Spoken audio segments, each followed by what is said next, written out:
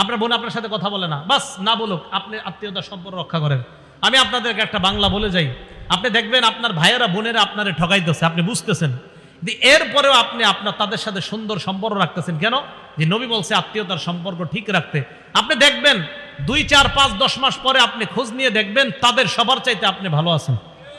দেখেন, যদিও আপনি বাহ্যিকভাবে দেখতে একটু হেরে যাচ্ছেন, বাহ্যিকভাবে আপনি একটু ফেল হয়ে যাইতেছেন, তাদের চেয়ে দেখা যাচ্ছে আল্লাহ আপনাকে ভালো রাখবে, এই কথা মনে রাখেন।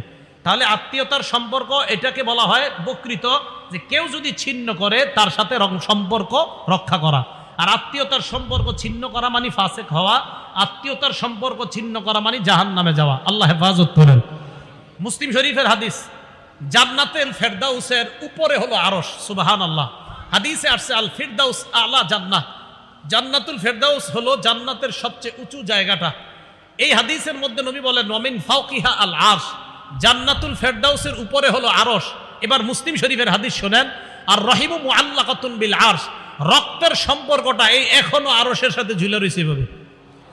এইভাবে ঝুলে ঝুলে রক্তের সম্পর্ক আর আত্মীয়তার সম্পর্ক বলতে থাকে, মান ওয়াসালানি ওয়াসালাহুল্লাহ, আমাকে যারা রক্ষা করে আল্লাহ যেন তাদেরকে রক্ষা করে।